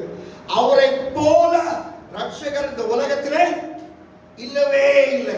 நம்ம வந்து இந்த கிரேட்டஸ்ட் டாலஸ்ட், அப்புறம் இப்போ வந்து நம்ம கிரேட்டஸ்ட் ஆஃப் ஆல் டைம் அப்படின்னா எல்லாம் தளபதி விஜய் சொல்றோம். அவர் உண்மையாவே கிரேட்டா இல்லையா அது வேற டிஸ்கஷன். அதெல்லாம் நம்ம போக தேவையில்லை. அவர் வந்து நம்மளை போல ஒரு மனுஷன் தான். ஆனா அவரை பார்க்கறதுக்கு அவ்வளோ கூட்டம். Greatest of all time. ஆனா உண்மையாகவே எல்லா ரீதியிலும் greatest of all time, including the greatest saviour இயேசு. ஏனென்றால் உலகத்துல வந்து ஒரே ஒரு நபர் பாவம் இல்லாதவர் அவர்தான். அதாவது ஒரு ஃபிளாட்ல வந்து ஒரு கேம் வச்சாங்க, ஒரு ஹை ரைஸ் பில்டிங் ஃபிளாட். அந்த ஃபிளாட் நடுவுல வந்து ஒரு பார்ட்டி மாதிரி இருக்கிற ஒரு கேம் வச்சாங்க. அந்த கேமை நடத்துற ஒரு எம்சி வந்து சொன்னாரா, திருமணம் ஆன ஆண்களுக்கு மட்டும்தான் அந்த கேம். அந்த கேம்ல வந்து இந்த அந்த கேம்னா நீங்க 2 கியூ ஃபார்ம் பண்ணணும். அந்த ஒரு கியூல வந்து மனைவி பேச்ச கேட்காத புருஷங்க அவங்க எல்லாம் ஒரு கியூல போகும். இன்னொரு கியூல வந்து மனைவி பேச்ச கேட்கிற புருஷன் அப்படின்னு சொன்னாங்க. அப்புறம் ஒரே எங்க கியூ கூடிட்டு நினைக்கிறீங்க? மனைவி பேச்ச கேட்கிற ஹஸ்பண்ட் கியூ வந்து பெருசா லாங்கா போயிட்டு இருக்காங்க. லாங்கா போயிட்டு அப்புறம் மடங்கி பாப்பா மாதிரி நெளிஞ்சு ஏன்னா அங்கே லென்த் அந்த ஏரியா பத்தல, லாங்கா அப்படியே லாங்கா போயிட்டே இருக்கான். ஆனா மனைவி பேச்சு கேட்காத ஒரு கியூல ஒரே ஒருத்தர் நின்னாங்க. இந்த எம்சி மாஸ்டர் ஆஃப் செரிமனிக்கு ஒரே ஒரு கியூரியாசிட்டி, என்னடா இது எல்லாரும் இங்க போயிட்டாங்களே, இவன் மட்டும் இங்க நிக்கிறானே அப்படின்ட்டு போயிட்டு மைக் பிடிச்சிட்டு அவனை கேட்டேன், ஏன் சார் இங்க நிக்கிறீங்க? என் மனைவி இந்த லைன்ல நிக்க சொன்னா. என் மனைவி இந்த உலகத்துல 2 கியூ தான் இருக்குது. ஒண்ணு வந்து பாவிகள் அல்லாதவர்கள். பாவிகள் கியூல வந்து அது லாங் கியூ. நீ யார பேரை நீ சொன்னாலும் அந்த ஆள் அந்த கியூல இருக்கான். ஆனா ஒரே ஒருத்தர் தான் பாவிகள் இல்லாத கியூல நிக்கிறான். அவர் யாரு? இயேசு. இப்ப வந்து ஏமாத்து வேலையினால அந்த கியூல அந்த ஆளுன்னா அவனும் இந்த கியூல தான் நிக்கணும். ஆனா இயேசு உண்மையாகவே குவாலிஃபைடா அந்த பாவம் இல்லாதவர் கியூல அவர் இருந்தார். அதை தான் இந்த புத்தகம், எபிரேயர் புத்தகம் அற்புதமாக அழகாக சொல்கிறது. எபிரேயர் 9:26. He is the greatest of all saviors. எபிரேயர் 9:26 வாசிங்க. அப்படி இருந்ததானால் உண்டானது முதற்கொண்டு அவர் அநேக தரம் பாடுபட வேண்டியதா இருக்குமே. அப்படி அல்ல, அவர் தம்மை தாமே பலியிடுகிறதினாலே பாவங்களை நீக்கும் பொருட்டாக இந்த கடைசி காலத்தில் ஒரே தரம் வெளிப்பட்டார். 26 எபிரேயர் 9:26 அதுதான் 27 வாசிங்க. 27 வாசிங்க. அன்றியும் ஒரே தரம் மரிப்பதும் பின்பு நியாயத்தீர்ப்பு அடைவதும் மனுஷருக்கு நியமிக்கப்பட்டிருக்கிறபடியே. 7:26 சாரி தேங்க் யூ. எபிரேயர் 7:26 தேங்க் யூ. சொல்லுங்க வாசிங்க. பரிசுத்தரும் குற்றமற்றவரும் மாசில்லாதவரும் பாவிகளுக்கு விலகினவர். எல்லாரும் இதோட கிளியரா ஒரு வசனம் சொல்ல முடியாது. எல்லாரும் முதல்ல திரும்ப வாசிக்கமா. பரிசுத்தர் இயேசு பரிசுத்தர், அவரை போல பரிசுத்தமான உலகத்திலே இல்லை. பரிசுத்தர். இரண்டாவது குற்றமற்றவர். மூன்றாவது மாசில்லாதவர். பாவிகளிலிருந்து விலகினவர். ஏன்னா மத்தவங்க எல்லாரும் பாவி அல்லாதவர்கள அவர் மாத்திரம்தான். அதனாலதான் நம்ம பாவங்களை மன்னிக்கிறதுக்கு அவர் குவாலிஃபை ஆகிறார். நம்முடைய பாவம் எதுவானா இருக்கலாம். நம்முடைய பாவம் பொய் லைங்கா இருக்கலாம், or lying with someone, அதாவது பொய் பேசுறதா இருக்கலாம், or பெட்ல இன்னொருத்தரோட படுத்துக்கிறதா இருக்கலாம். பாலுணர்வு பாவம் செய்யறதுக்காக. lying or lying with someone, அந்த பாவத்தை மன்னிக்கிறதுக்கு இயேசு கிட்ட மட்டும்தான் அந்த வல்லமை உண்டு. ஏனென்றால் அவர் பாவம் செய்யாத சுத்தமான separated from sinners அப்படின்னு எபிரேயர் 7:26 சொல்கிறது. அது மாத்திரமல்ல, அவரை போல தீர்க்க தரிசனங்களை யாருமே இந்த உலகத்தில் fulfill பண்ணல. பைபிள் பழைய பாட்டுடைய இயேசு குறித்து எழுதின அந்த தீர்க்க தரிசனத்தை நம்ம வாசித்து பார்த்தா 110 மேஜர் தீர்க்க தரிசனத்தை அவர் fulfill பண்ணார். அந்த தீர்க்க தரிசனத்தெல்லாம் ஈஸியா fulfill பண்ண முடியாது. ஏன்னா பெத்லஹேம்ல பிறப்பார் என்று மீகா தீர்க்க தரிசன புத்தகம் சொல்லுது. எப்படி இயேசு வந்து பெத்லஹேம்ல பிறக்கிறத வந்து அவர் பிளான் பண்ண முடியும்? பிளான் பண்ண முடியாது. எங்க யாரை திருமணம் பண்ணலாம்னு நம்ம பிளான் பண்ணலாம். நம்ம KFCல சாப்பிடலாமா, இல்லாட்டி சப்வேல சாப்பிடலாமா, இல்லாட்டி மெக்டானல்ட்ஸ்ல சாப்பிடலாமா, பர்கர் கிங்ல சாப்பிடலாமா அப்படின்னு நம்ம டிசைட் பண்ண முடியும். ஆனா எந்த ஊர்ல பிறப்பேன்னு உன்னால டிசைட் பண்ண முடியுமா? கடவுளா இருந்தா பண்ண முடியும். பெத்லஹேமில் பிறந்தார். அத மாதிரி 110 மேஜர் ப்ராஃபசிஸ் அவர் fulfill பண்ணார். அவரை போல தீர்க்க தரிசனங்களை fulfill பண்ண ஆண்டவர் யாருமே இல்லை. Nobody fulfilled prophecy like Jesus. Nobody was pure like Jesus. அவரை போல தீர்க்க தரிசனங்களை fulfill பண்ணவர் யாரும் இல்லை. அவரை போல பரிசுத்தவான் யாருமே இல்லை. அவர்தான் greatest of all saviors. இந்த greatest of all saviors வந்து அவர்ட்ட வந்து இயேசுவே நான் ஒரு பாவி, என் உள்ளத்திலே வாங்க என்று சொல்லுதா ரட்சிப்பு. வேற யார்ட்டையும் இந்த ஜெபத்தை பண்ண முடியாது. ஏன்னா அப்படி பண்ணுவோம்னா அவருக்கே அந்த நபருக்கே பாவம் இருக்குது. அவர் ஒன்னு ரட்சிக்க முடியும். Only Jesus can save you. Only Jesus can save you. அதாவது எபிரேயர் புத்தகத்துடைய சாராம்சம் என்னவென்றால் Jesus is better than anybody you want to name. எபிரேயர் புத்தகத்துடைய சாராம்சம் என்னன்னா இயேசு நீங்க யாரை வேணா பேர் சொல்லி சொல்லலாம், அந்த நபரோட அவர் பெரியவர். அவர்தான் greatest of all time. முதலாவது அதிகாரம் அவர் ஏஞ்சல்ஸோட பெரியவர். யாரோட பெரியவர்? மூன்றாம் அதிகாரம் அவர் மோசேயோட பெரியவர். யூத மக்கள் நம்பினாங்க மோசேயோட பெரிய ஆள் இருக்க முடியாது அப்படின்னு. ஆனா அந்த எபிரேயர் நிருபத்தை எழுதின நபர் ஒருவேளை பிரிஸ்கில்லாவா இருக்கலாம். அவங்க சொன்னாங்க ஓல்ட் டெஸ்டமென்ட்ல கிரேட்டஸ்ட் கேரக்டரோட இயேசு பெரியவர் அப்படின்னு இயேசுவை குறித்து அவரை போல வேறு யாரும் இல்லை என்ற சத்தியம் மிக தெளிவாய் வருகிறது. so greatest salvation. முதல் காரணம் என்னது? greatest friend. இரண்டாவது காரணம் greatest savior. மூணாவது காரணம் வந்து நம்முடைய வாழ்க்கையில இந்த இயேசுவை ஏற்றுக்கொண்டால் the greatest smile வருகிறது. என்னது? greatest smile. அது நம்முடைய வாழ்க்கையில வருகிறது. அந்த கிரேட்டஸ்ட் ஸ்மைல் அது என்ன? ஏன் அந்த கிரேட்டஸ்ட் ஸ்மைல் சொல்றேன்னா இந்த ஸ்மைல் வந்து நம்மை சுத்தி நடக்கிற காரியங்களை பேஸ் பண்ண ஸ்மைல் கிடையாது. நமக்கு எக்ஸாம்ல பாஸ் பண்றாங்கல்ல சிரிப்பு, நமக்கு ஒரு சின்ன வயசுல ஒரு சாக்லேட் கிடைக்குது நமக்கு சிரிப்பு, நமக்கு ஒரு போன் நல்ல போன் கிடைக்குது ஐபோன் கிடைக்குது ஒருவேளை நமக்கு ஒரு சிரிப்பு.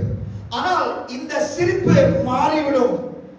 அந்த சந்தர்ப்ப சூழ்நிலை மாறினால் இந்த சிரிப்பு மாறிடும். ஆனா நம்முடைய சந்தர்ப்ப சூழ்நிலை சாராத சந்தோஷம் இயேசு மாத்திரமே கொடுக்க முடியும்.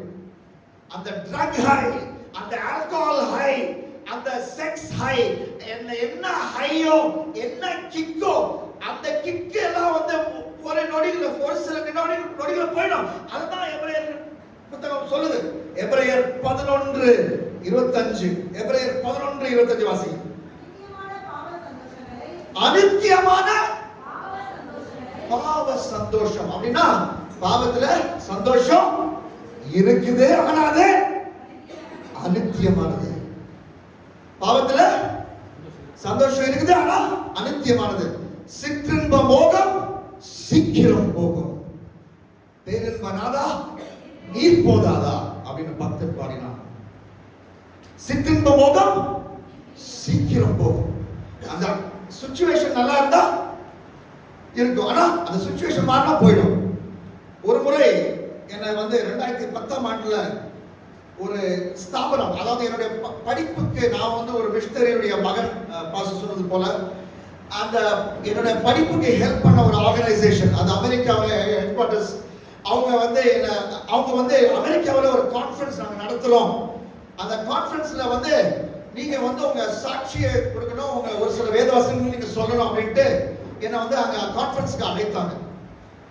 அவங்களுக்கு தெரியும் நான் வந்து ஸ்கூல் படிப்பு, அவங்களுடைய ஹெல்ப்னால நான் ஸ்கூல் படிப்பு முடிச்சேன், இன்ஜினியரிங் முடிச்சேன், பைபிள் காலேஜ் போனேன், இப்பொழுது தேவனுடைய ஊழியக்காரன் இருக்கணும் அவங்களுக்கு தெரியும். 2010 நடக்குது. அவங்க சொன்னாங்க நாங்க வந்து எல்லாத்தையும் நாங்க கவர் பண்ணிக்கிறோம், உங்க விசா ஃபீஸை நாங்க கவர் பண்ணிக்கிறோம். யுஎஸ் விசாக்கு எவ்வளவு ஃபீஸ் இருக்குன்னு நினைக்கிறீங்க? அந்த காலத்திலே வந்து 50,000 ரூபாய்க்கு மேலே நாங்க ஃபீஸ் அப்ளிகேஷன் அவங்க தரோம். அப்புறம் டிக்கெட்டும் என்கிட்ட பேசுறாங்க, இமெயில பேசுறாங்க. கத்தார் வழியா போறீங்களா, துபாய் வழியா போறீங்களா, இல்ல சென்னையில இருந்து நான் ஸ்டாப்பா அமெரிக்காவுக்கு பறக்குறீங்களா அப்படின்னு எல்லாம் பேசுறாங்க. அப்புறம் எனக்கு அந்த விசா இன்டர்வியூ டேட் வருது 2010.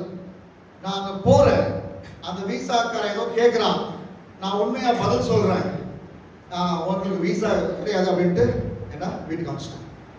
அந்த வீட்டுக்கு போகும்போது எனக்கு கொஞ்சம் துக்கம் இருந்தாலும் அந்த துக்கம் எனக்கு எக்ஸ்பிளைன் பண்ண முடியாத ஒரு சந்தோஷமா மாறிச்சு. ஏன்னா இயேசு என்னோடு இருந்தார், இயேசு என்னுடைய ரட்சகராய் இருந்தார்.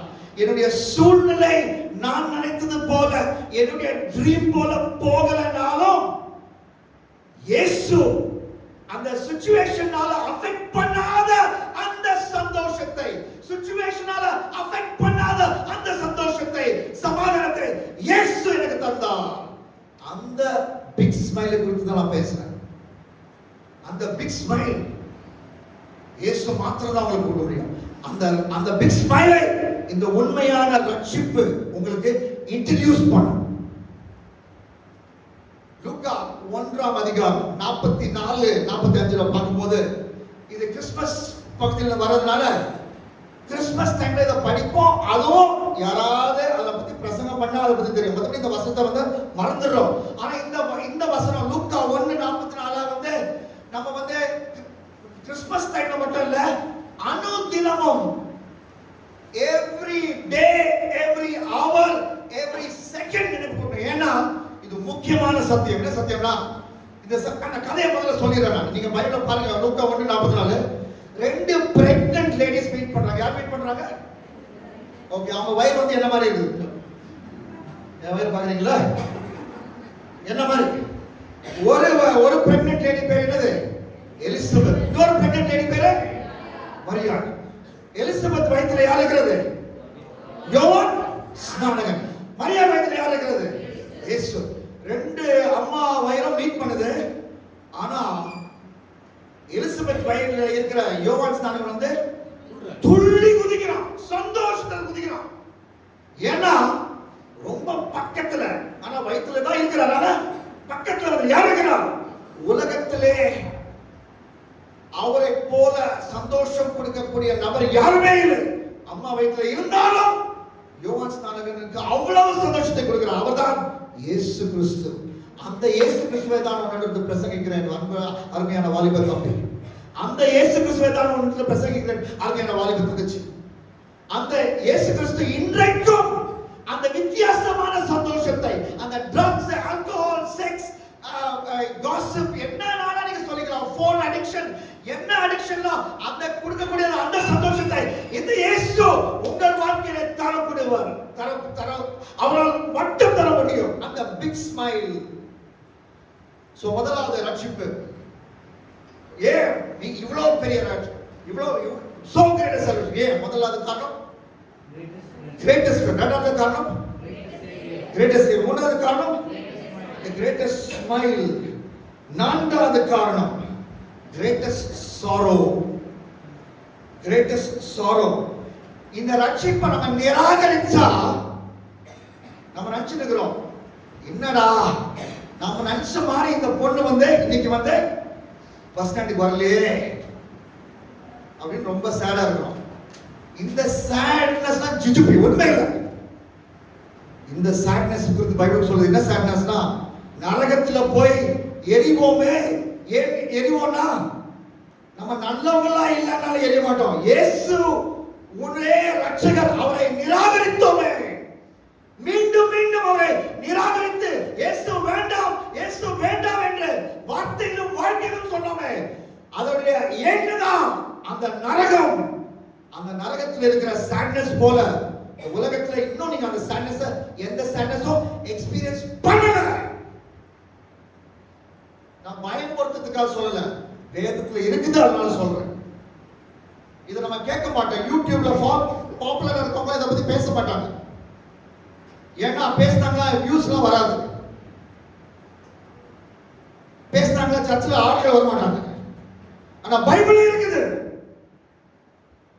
The greatest sorrow, எபிரேயர் 10:26-27 வாசிங்க. எபிரேயர் 10:26-27. சத்தியத்தை அறியும் அறிவை அடைந்த பின்பு மனப்பூர்வமாய் பாவம் செய்வோம் என்றால், அதை ரட்சிக்கப்பட்டு திரும்ப திரும்ப பாவம் செய்வோம் என்றால்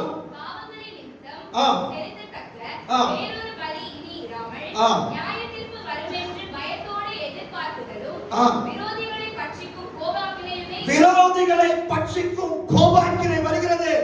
அதாவது நரகம் வருகிறது, பட்சிக்கும் அக்கினி வருகிறது. யாருக்கு வருகிறது? இயேசுவை அறிந்தும் இயேசுவிடத்திலிருந்து அந்த பின்வாங்கி துணிகர பாவத்திலே செல்கிறவர்களுக்கு வருகிறது.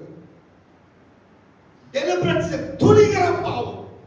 இயேசுனா யாரும் தெரியும், ரட்சிப்புனா என்னன்னு தெரியும், ஆனாலும் துணிகர பாவம் அவர்களுக்கு எரிகிற அக்கினி. எபிரேயர் 10:31 வாசிங்க. எபிரேயர் 10:31.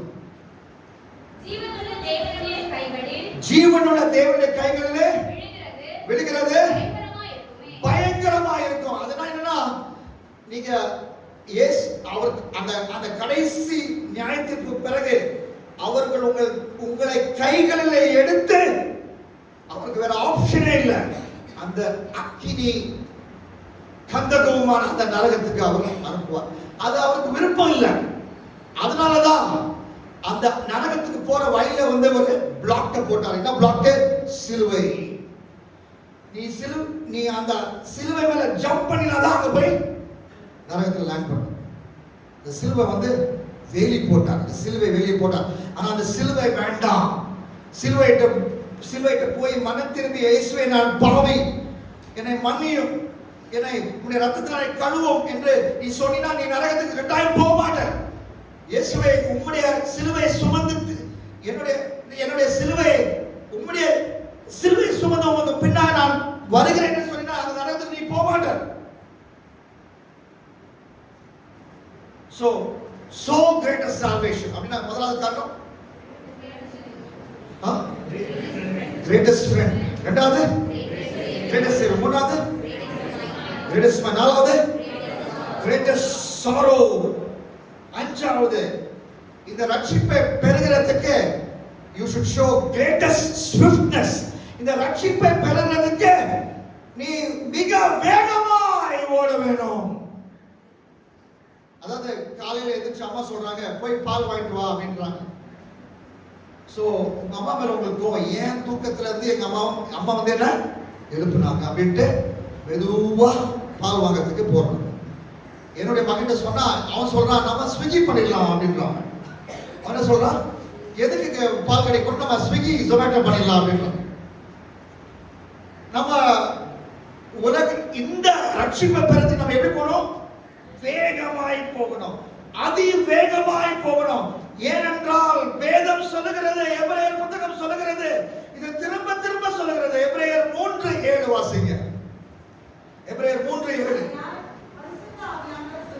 பரிசுத்த ஆவியானவர் என்ன சொல்றாரு? எப்ப சத்தத்தை கேட்கணும்? நாளைக்கா, நாளைக்கா, 10 நாள் கழிச்சா, அடுத்த வருஷமா, அடுத்த கேம்ப்லயா, இரண்டாவது நாள்லயா, ஆமென் போறதுக்கு முன்னாடியா, இன்று, இப்போ. 3வது அதிகாரம் 5 வசனத்தை வாசிங்க. 15 வசனம். 3வது அதிகாரம் 15 வசனம். எபிரேயர். இன்று திரும்ப இன்று அவருடைய சத்தத்தை கேட்கணும். 4ஆம் அதிகாரம் 7ஆம் வசனம். அவருடைய சத்தத்தை இன்று இன்று இன்று என்று 3 தடவை. எபிரேயர் 3:7, எபிரேயர் 3:15, எபிரேயர் 4:7 சொல்லி இருக்கிறது இன்று.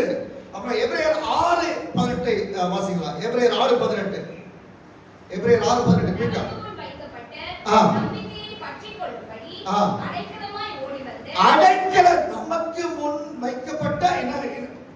நமக்கு முன்ன என்ன இருக்கு? நம்பிக்கை. அதை எப்படி போய் பற்றிக் கொள்ளணுமா? அடைக்கலமாய் ஓடி வந்து. அதாவது ஒரு இப்ப ஸ்ரீலங்கால வந்து ஒரு பெரிய சண்டை நடந்துருந்துச்சு. அப்ப வந்து என்ன பண்ண நினைச்சாங்க, அங்க இருக்க தமிழ் மக்கள்லாம் வந்து நிறைய பேர் வந்து அந்த ஸ்ரீலங்கால இருந்து தப்பி ஓடினாங்க. என்ன எப்படி ஓடினாங்க? தப்பி ஓடினாங்க. ஈவினிங் பார்க்ல வாக்கிங் போற மாதிரி போதும், விசில் அடிச்சுட்டு பைக் ஓட்டிட்டு அப்படி பைக் ஓட்டு விசில் தப்பி ஓடினாங்க. ஏன்? டிலே பண்ணா பெரிய ஆபத்து. டிலேனா என்னது? எப்ப வேணா நம்ம மறிக்கலாம். அப்சலோம் கதை தெரியும்ல. அப்சலோம் நினைச்சா நம்ம எப்படியாவது ராஜா வாய்க்கணும். அப்பாவுடைய சீட்டை தூக்கிட்டு அப்பாவுடைய சீட்ல நம்ம உட்காரணும். அப்பாவுடைய சீட் என்னது? இஸ்ரவேலுடைய ராஜா. அப்பா பேர் என்னது? தாவீது ராஜா. அப்பாவை சீட்டை தூக்கிட்டு அப்பா சீட்ல உட்காரணும் அப்படின்னு அவன் பிளான் பண்ணிட்டே இருந்தான். ஒரு நாள் பிளான் பண்ணிட்டே இருக்கிற போது அவன் கார் எடுத்துட்டு போனான். அவனுக்கு எங்க கார் கேட்டீங்கன்னா, அந்த காலத்துல குதிரை தான் கார். அந்த காலத்துல வந்து பணக்கார பசங்களுக்கு தான் குதிரை இருந்துச்சு. சோ தாவீது அவன் அப்சலோமுக்கு ஒரு கார், அதாவது அவனுக்கு குதிரையில ஃபாஸ்டா போறான். கார் ஆக்சிடென்ட் ஆயிடுச்சு. குதிரை ஆக்சிடென்ட். அது அவனுடைய முடி வந்து பிரான்ச் அந்த இருக்கிற அந்த செடியில பிரான்ச்ல மாட்டிக்கிட்டு அவன் கார் போயிடுச்சு, குதிரை போயிடுச்சு, அவன் தொங்கி நிற்கிறான். அப்பாவுடைய சோல்ஜர் வந்தான், சோல்ஜர் அதிபதி வந்தான், யோவாப் வந்தான், அவனுடைய டீம் வந்துச்சு. கத்தி எடுத்தாங்க, அவனை குத்தி இறந்து போனான். அவன் அப்படியே மரத்துல தொங்கி நிற்கிறான். அவனுக்கு என்னன்னா, எப்படியாவது நமக்கு சீட் கிடைக்குமா நினைச்சேன். என்னன்னா, எப்படியாவது நமக்கு ஷேர் கிடைக்குமா, நம்முடைய பாட்டமுக்கு ஏதாவது ஷேர் கிடைக்குமா நினைச்சிருக்கிறான். ஆனா அவன் சாகும் போது அவனுக்கு பாட்டமுக்கு ஷேரே கிடைக்கல. நடு வான்ல அவன் தூங்கிட்டு இருக்கான். ஆண்டவர் அவன் வாழ்க்கையில அனுப்பின எதிர்பாராத மரணம். அவன் கனவு கண்டிருந்தான். நம்ம கூட கனவு காண்றோம். நம்ம எப்படியாவது இதை பண்ணணும், அதை பண்ணணும், இந்த வேலையை போகணும், அதை பண்ணணும். ஆனா ஆண்டவருடைய காரியத்தின் மேல அக்கறை கிடையாது. ஆண்டவரை நிராகரித்தோம். ஆண்டவருக்கு நமக்கு சம்மந்தம் இல்லை. ஆனா இந்த வேலையை வாங்கணும், அங்க போகணும், அமெரிக்கா போகணும், கல்ஃப் போகணும், அது போகணும் அப்படின்னு உலக பிரகாரம் பல காரியத்தை பிளான் போட்டுட்டே இருக்கோம். நமக்கும் ஆண்டவருக்கு ரொம்ப தூரமா இருக்கிறது. அந்த வேர்ல்டி பர்சூட்ல நம்ம மரணம் நேர்ந்தால் எங்கே போவோம்? அந்த மரணம் வரும், எப்பயும் வரும், எப்பயும் எந்த நேரம் வேணாலும் வரும். அதனால அதுக்கு முன்னாடி சீக்கிரம் போகணும். எபிரேயர் 9:27 வாசிங்க. எபிரேயர் 9:27. ஒரே தடம் மறைப்பதும். எப்ப மரணம் தெரியாது. அந்த மரணம் ஆனவரை என்ன ஆகும்? இன்னொரு மீட்டிங் நடக்குமா? இன்னொரு Jesus with us youth camp நடக்குமா? மரணம் பிறகு ஓகே, இன்னொரு ஆல்கஹால், இன்னொரு பிரீச்சர் டியூப் ஜெரக் போர் அடிக்கிறார், அதோட நல்ல ஒரு பிரசங்கி அவரை கூப்பிட்டு இன்னொரு ஆல்கஹால் நடக்குமா? சொல்லுங்க. மரணத்துக்கு பிறகு என்ன நடக்கும்? பைபிள் என்ன சொல்லி இருக்குது? நியாய தீர்ப்பு. செத்த பிறகு காஸ்பல் மீட்டிங் கிடையாது. செத்த பிறகு ஆல்கஹால் கிடையாது. இப்பொழுதே அவருடைய தருணம். Now is the time. Today is the day. After death, judgment, Bible says. So ஓடி வரணும். இன்னொரு ரீசன் வந்து 1 கொரிந்தியர் 15ஆம் அதிகாரத்தை முழுசா வாசிங்க. பெரிய லாங் சாப்டர். அதுல வந்து இந்த ட்விங்க்லிங் ஆஃப் ஐ ஜீசஸ் வருவார். நீங்க வந்து போனோகிராஃபி பார்த்துட்டு இருக்கீங்க. அந்த போனோகிராஃபியை ஆஃப் பண்ணிட்டு, அந்த டேபை மினிமைஸ் பண்ணிட்டு, அதை க்ளோஸ் பண்ணிட்டு, ஓ ஜீசஸ் வராரு, ஓகே மேல வராரு, மெதுவா வராரு, ஒரு 50,000 கிலோமீட்டர் இருக்கும், அவர் கீழே வர்றதுக்குள்ள இந்த போனோகிராஃபி டேப்லாம் மூடிட்டு இயேசுவே என்னை ஏற்றுக்கோங்க அப்படின்னு சொல்ற டைம் இருக்குமா? 1 கொரிந்தியர் 15 முழுசா வாசினா, he is coming with a twinkling of an eye. அப்படினா அவர் வரும்போது, திருடனை போல வரும்போது உங்களுக்கு மனம் திரும்புவதற்கு ஆப்பர்சூனிட்டி கிடையாது. இப்பொழுதே உங்களுக்கு ஆப்பர்சூனிட்டி. அதனால ஓடி போய் ஃபாஸ்டா போய் ஒரு 100 மீட்டர் ஓட்டப்பந்தயம் பயந்த வீரனை போல ஓடி போய் இந்த ரட்சிப்பை ஏற்றுக்கொள்ள வேண்டும். ஆதியாகமம் 6:3 சொல்லுது. ஆதியாகமம் 6:3 சொல்லுது, ஆண்டவருடைய ஆவியானவர் வந்து நம்மளோட போராடுறார், கண்டென்ட் பண்றார், ஃபைட் பண்றாரு. ஆனா எப்பயுமே ஃபைட் பண்ணிட்டு இருக்க மாட்டார். யாத்திராகமம் 9:11 யாத்திராகமம் 9:11 சொல்லுது,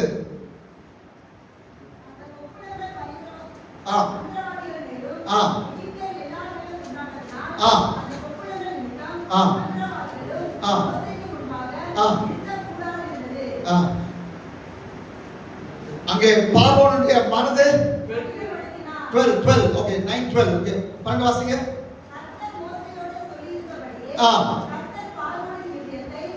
கர்த்தர் பார்வோனின் இதயத்தை, ஆனா அதுக்கு முன்னாடி நீங்க வாசித்தீங்கன்னா 12ல கடினம், அதுக்கு முன்னாடி வாசித்தீங்கன்னா பார்வோன் திரும்ப திரும்ப அவருடைய மனதை கடினப்படுத்தினான். ஆண்டவர் சொல்வாரு, நீங்க கடினப்படுத்துறீங்களா? ஆண்டவர் உங்களுக்கு ஆப்பர்ச்சுனிட்டி கொடுக்கிறார். இன்னைக்கு ஒரு ஆப்பர்ச்சுனிட்டி கொடுக்கிறார். இதோ வேண்டாம் வேண்டாம், ஆவியானவர் பேசுறார், மனம் திரும்பு, ஆண்டவரோட விளையாடாதே, மனம் திரும்பு, பாவத்தை விட்டு மனம் திரும்ப, இயேசுவோட சீரியஸ் ஆயிரு, உன்னுடைய வாழ்க்கையை இயேசுவுக்கு ஒப்புக்கொடு என்று திரும்ப திரும்ப பேசுறார். வேண்டாம் வேண்டாம்னு சொன்னா ஆவியானவர் பேசிக்கிட்டே இருப்பாரு.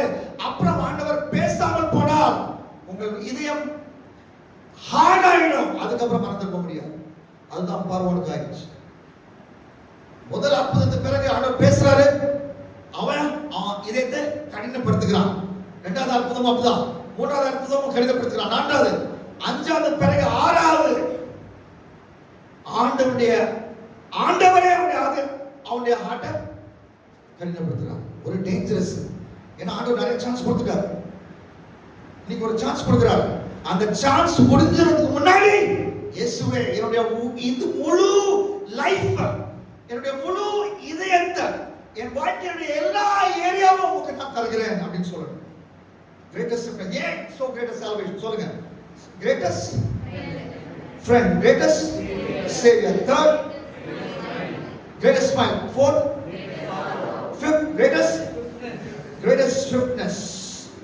And ஏன் so greatest salvation னா, இந்த salvation-ஐ சம்பாதிக்கிறதுக்கு there was a greatest sacrifice.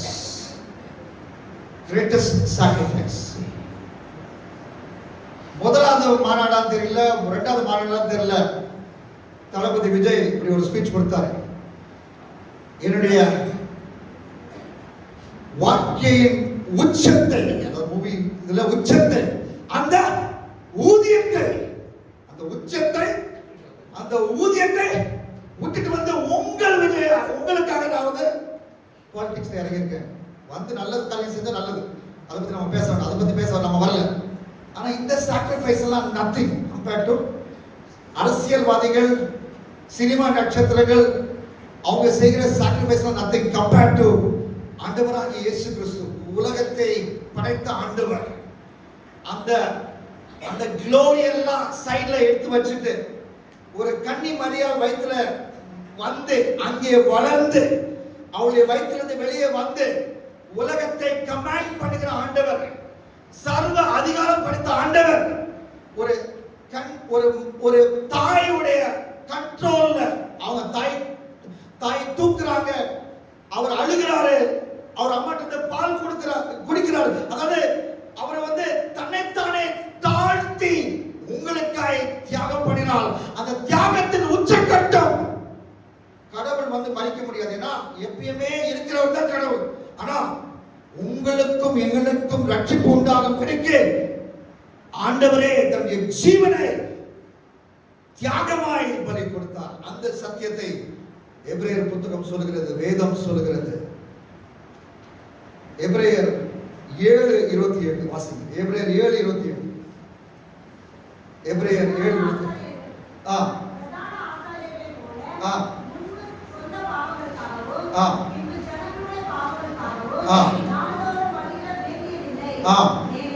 ஏனெனில் தம்மை தாமே பலியிட்டார். அதை அவரை யாருமே ஃபோர்ஸ் பண்ணல, அவர் வந்து வாலண்டரியா போனார். என்னுடைய மகள் சென்னையில் இருக்கிற ஒரு இன்ஜினியரிங் காலேஜ் படிக்கிறார். சில சமயம் நான் நைட்டெல்லாம் வந்து ஒர்க் பண்ணிட்டு மெசேஜ் ப்ரிப்பேர் பண்ணேன். நான் படிக்கிறதுக்கு சம்டைம்ஸ் 4:30 மணி ஆகும். அவன் காலேஜ் போகிற டைம் வந்து 7 மணி.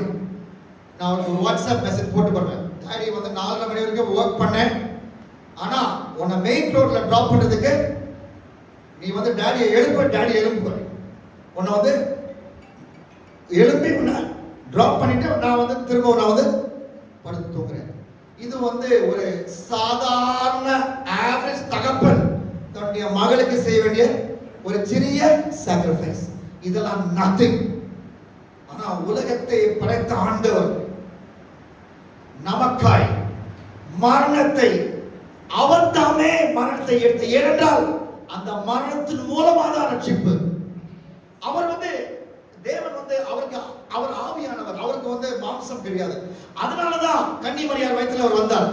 அவருக்கு மாம்சம் இருந்துச்சு, அவர் வளர்ந்தார், 33 வயசு ஒரு வாலிபனாய் இருந்தார். சோ எதுக்கு இதெல்லாம்? பாவம் இல்லாம ஜீவித்த எதுக்கு இல்லாம அவரை வெட்டும் போது, அவரை அடிக்கும் போது, அந்த ரோமர் சோல்ஜர்ஸ் அவரை அடிக்கும் போது அந்த பேக்ல வந்து 39 தடவை அடிச்சாங்க. அந்த அந்த லெதர் ஸ்ட்ராப்ல வந்து அதுல வந்து நெயில் போட்டு இருந்துச்சு. அந்த லெதர் ஸ்ட்ராப்ல வந்து broken bones போட்டு இருந்துச்சு. அதெல்லாம் வச்சு அவரை அடிக்கும் போது அவருடைய தசை அப்படியே கிழிச்சிட்டு வந்துச்சு. அவர் ரத்தம் சிந்தினா அவருடைய தசை வந்து அவருடைய பேக் வந்து உழுத நிலம் போல இருக்குது அப்படின்னு ஒரு தீர்க்க தரிசனம் பழைய பாட்டுல. உழுத நிலம் போல. ஏன்? என்னுடைய உடம்பெல்லாம் என்னுடைய உடம்பில் வைத்து அவருக்கு விரோதமாய் பாவம் செய்து நான் போனோகிராஃபி பார்த்து மாஸ்டர்பேட் பண்ணேன். நீங்கள் போனோகிராஃபி பார்த்து மாஸ்டர்பேட் பண்ணீங்க. உங்கள் உடம்பிலே தண்டனை வர வேண்டும், என்னுடைய உடம்பிலே தண்டனை வர வேண்டும். ஆனால் இயேசு சொன்னார், அதை நான் ஏற்றுக்கொள்கிறேன். He became the sacrifice. This is the greatest sacrifice. எபிரேயர் 12:24 வாசிக்கலாம். எபிரேயர் 12:24.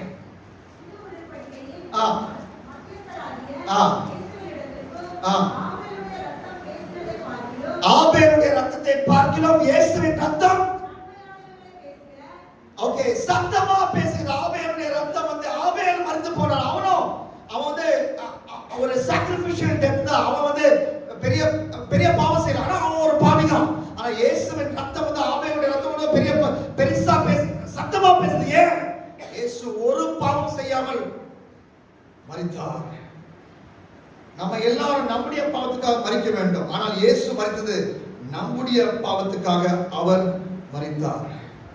இப்ப நம்ம என்ன பண்ண வேண்டும்? ரெண்டு காரியங்கள். ஒன்று, எபிரேயர் 1:9 வாசிக்கலாம். இதுதான் முதலாவது ரெஸ்பான்ஸ். நீதியை விரும்பி அக்கிரமத்தை வெறுக்கணும். முதலாவது மனம் திரும்பணும். முதலாவது. இரண்டாவது எபிரேயர் 4:3 விசுவாசிக்கிறவர்களாகிய நாமோ இளைப்பாறுதலிலே பிரவேசிக்கிறோம். அதுல இரண்டாவது வந்து விசுவாசிக்கணும். நீங்க கண்களை மூடுகிறீர்களா? Everybody close your eyes. இந்த பெரிய ரட்சிப்பு உங்களுக்கு காத்து கொண்டிருக்கிறது. இந்த பெரிய ரட்சிப்பு, இந்த உலகம் தரக்கூடாத சந்தோஷத்தை கொடுக்கிற ரட்சிப்பு, இந்த பிகஸ்ட் ஸ்மைலை போடக்கூடிய ரட்சிப்பு, இதை நிராகரித்தால் நித்திய நரகமாகிய பிகஸ்ட் சாரோக்குள்ள உங்களை பிளஞ்ச் பண்ணுகிற இந்த ரட்சிப்பு, இதை நிராகரித்தால் பிகஸ்ட் சாரோ, இதை ஏற்றுக்கொண்டால் பிகஸ்ட் ஜாய். இதற்காக பிகஸ்ட் சாக்ரிஃபைஸ், இதற்காக பிகஸ்ட் ஃப்ரெண்ட், இதற்காக பிகஸ்ட் சேவியர். இதற்கு what are you going to do? மனம் திரும்பி இயேசுவிடம் வருகிறீர்களா? ஒருவேளை அப்படி செஞ்சிருப்பீங்க, ஆனா இன்றைக்கு காலையில ஒருவேளை அவருக்கு தூரமாய் போயிருப்பீங்க. எபிரேயர் 10:29 சொல்கிறது, இயேசு கிறிஸ்துவை மறுபடியும் உம்முடைய பின்மாற்ற வாழ்க்கையினாலே மறுபடியும் நீங்கள் சிலுவையிலே அறைகிறீர்கள். தொடர்ந்து அழைத்து கொண்டே இருக்க வேண்டாம். இன்றைக்கு அதை மாற்றலாம், இப்பொழுது அதை மாற்றலாம். ஆண்டவரே, நான் மனம் திரும்பி விசுவாசத்தோடு உம்மிடம் வருகிறேன் என்று சொல்கிறீர்கள். உங்கள் வலது கையை உயர்த்துங்க, உங்களுடைய வலது கையை உயர்த்துங்க. ஆண்டவரே, நான் மனம் திரும்பி நான் உம்மிடம் திரும்ப வருகிறேன். ஆண்டவரே, திரும்ப திரும்ப எபிரேயர் 10:29 போல உம்மை திரும்ப திரும்ப சிலுவையில அறைய நாங்கள் விரும்பவில்லை அப்படி சொல்ல கைத்துங்க, தைரியமா. இது எல்லாருக்குமான அழைப்பு கிடையாது. நீங்கள் அப்படி மனம் திரும்பி மறுபடியும் விசுவாசத்தோடு இயேசுவிட்டு வருவீங்கன்னா நீங்க கை தூக்குங்க. ரெண்டாவது, கையை தூக்குனவங்க எழுந்து நில்லுங்க. கையை தூக்குனவங்க எழுந்து நில்லுங்க. ஒரு முக்கியமான நேரம். நீங்க கை தூக்குனீங்கன்னா அந்த உங்க டேபிள் எல்லாம் ஒழுங்குபடுத்தி விட்டு பயபக்தியோடு எழுப்புங்க. நான் தொடர்ந்து பாவத்தில் தான் ஜீவிச்சுட்டு இருப்பேன். தொடர்ந்து என்னுடைய ரகசிய பாவம், தொடர்ந்து என்னுடைய நாய்க்குட்டி பூனைக்குட்டி பாவம், அதாவது பெட்ஸ், அதெல்லாம் விட மாட்டேன் அப்படின்லாம் உட்கார்ந்துருங்க வேணாம். ஆனா எல்லா என்னுடைய பெட்ஸ், என்னுடைய பிரைவேட்ஸ், எனக்கு பழகி போன பாவம், எனக்கு ரொம்ப பிடிச்ச பாவம், மற்றவருக்கு முன்னாலே யாருக்குமே தெரியாது இந்த பாவத்தில் இருக்கிறேன் என்று. என்னுடைய நண்பனுக்கு கூட தெரியாது, அப்பா அம்மாவுக்கு சத்தியமா தெரியாது, பாஸ்டருக்கு தெரியாது அப்படின்னு நினைச்சிட்டு இருக்கேன். ஆனா அவருக்கு தெரியும். ஆவியானவர் பேசுவார், அவர்கிட்ட உங்களை குறித்து அவர்கிட்ட பேசுவார். உங்களுடைய பர்சனல் சின், பிரைவேட் சின், அதுல இந்த மனம் திரும்பி விசுவாசம், ஏதோ ஆடோ கோழியோ வெட்ட தேவையில்லை. உங்களுடைய விசுவாசம் வைத்தால் போதும். நான் மரித்திருக்க வேண்டும், இயேசு எனக்காய் மரித்திருக்கிறார். நான் அடிக்கப்பட வேண்டும், அவர் எனக்காய் அடிக்கப்பட்டார். நான் மரித்து நான் நரகத்துக்கு போயிருக்க வேண்டும், ஆனால் சிலுவை மரத்திலே தொங்கி இருந்தே என்னுடைய நரகத்தை அவர் அனுபவித்தார். அதனால தான் சொன்னாரு, என் தேவனே என் தேவனே ஏன் என்னை கைவிட்டீர் என்று சொன்னார். ஏன்? நரகத்துல தான் ஆண்டவர் ஒருத்தனை முழுசுமா கைவிட்டார். ஏன்னா அதுக்கு மேல ஹோப்பே கிடையாது யாருக்குமே. நரகத்துக்கு போற வரைக்கும் ஹோப் இருக்குது, ஆனா நரகத்துக்கு போயிட்டா ஹோப் கிடையாது. அதனாலதான் இயேசு சொன்னார், என் தேவனே ஏன் என்னை கைவிட்டீர். ஏன்னா சிலுவையில தொங்கி இருந்த இயேசு அந்த நொடிகளிலே நமக்காக நரகத்தை அனுபவித்தார் என்று நான் நம்புகிறேன். ஏனென்றால் அவர் நீங்கள் நரகத்துக்கு போறது விருப்பம் இல்லை, ஆனால் அவரை நிராகரித்து, அவரை ரிஜெக்ட் பண்ணி, இயேசு வேண்டாம், என் இச்சைகள் தான் வேணும், இயேசு வேண்டாம், என்னுடைய கெட்ட ஃப்ரெண்ட்ஸ் தான் வேணும் அப்படின்னு சொன்னீங்கன்னா நிச்சயமாய் நரகத்துக்கு போவீர்கள். ஆனால் அது அவருக்கு விருப்பம் இல்லை. அவர் உங்கள் வாழ்க்கைக்காய் பெரிய திட்டத்தை வைத்திருக்கிறார். உங்களை கொண்டு இந்த தேசத்தை சந்திக்க விரும்புகிறார். உங்களை கொண்டு சென்னையை தலைகீழாய் மாற்ற விரும்புகிறார். உங்களுக்காக ஒரு பெரிய பிளானை வச்சிருக்கிறார். அவர் மேல் விசுவாசம் வைங்கள். உங்களுக்காய் நரகத்துக்கு சென்றவர், உங்களுக்காய் மரணத்தை அனுபவித்தவர். நீதிபதிகள் சொல்கிறது, முட்டாளுக்கு தான் முதுகுல அடி விழணும். முட்டாளுக்கு என்னது பனிஷ்மெண்ட்? முதுகுல அடி. இயேசு முட்டாள் கிடையாது. உலகத்திலே மிகுந்த ஞானவான் அவர்தான், ஆல் வைஸ் காட். ஆனா அவருக்கு அடி விழுந்துச்சு முதுகுல. ஏன்? நம்ம முட்டாள்கள். ஏன் முட்டாள்? சிற்றின்ப மோகத்துக்கு பின்னாடி போனோம். பேரின்ப நாதாவை விட்டுட்டு, நிரந்தர சந்தோஷத்தை விட்டுட்டு, இட்டர்னல் பிளஷர்ஸை விட்டுட்டு தற்காலிகமான சந்தோஷத்துக்கு பின்னாடி போனோம். நம்ம தான் முட்டாள்.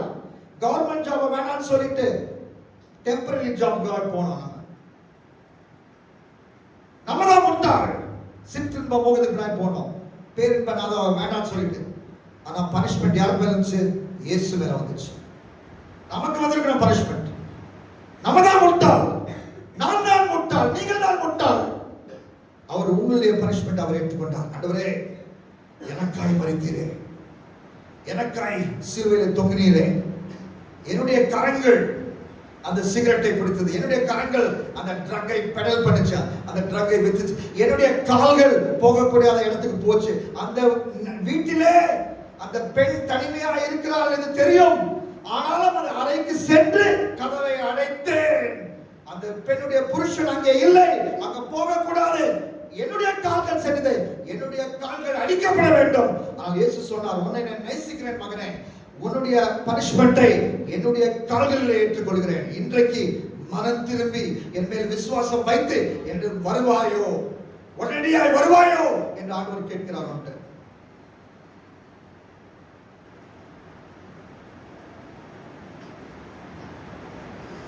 அவருக்கு வருவோமா?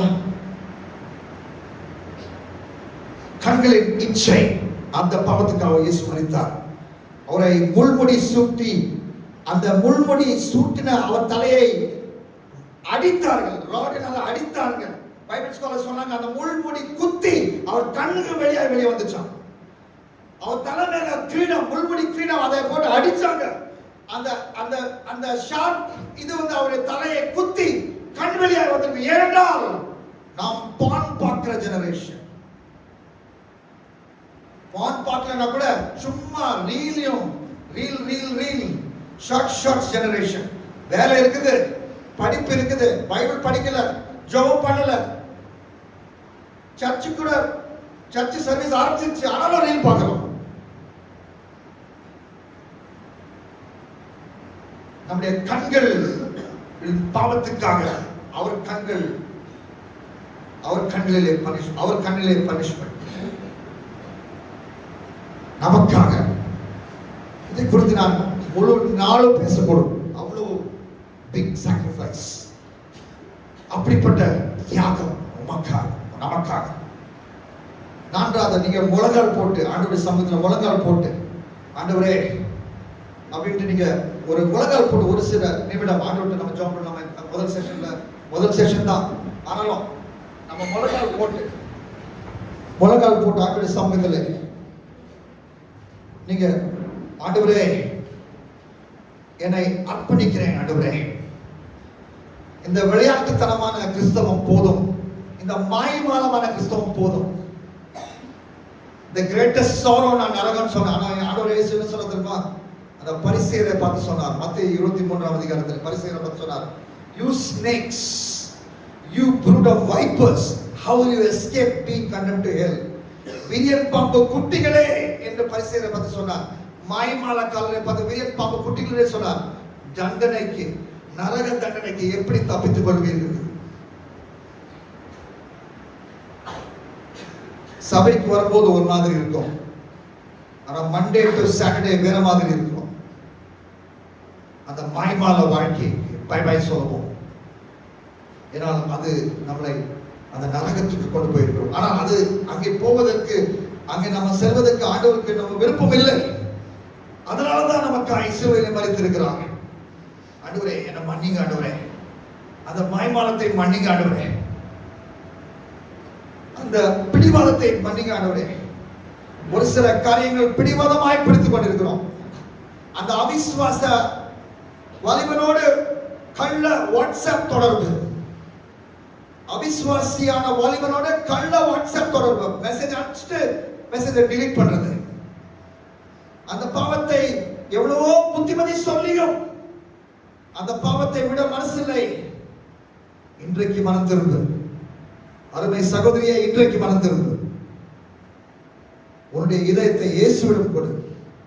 ஒருவேளை நீ அழுதாலும் அவர் கண்ணீரை துடைத்து உனக்கு ஒரு புது வாழ்வை தருவார், உனக்கு ஒரு புது வாழ்வை தருவார். So great a salvation. இவ்வளவு பெரிய ரட்சிப்பை நிராகரிக்காதே, இவ்வளவு பெரிய ரட்சிப்பை வேண்டாம் என்று சொல்லாதே, இவ்வளவு பெரிய ரட்சிப்பை இக்னோர் பண்ணாதே.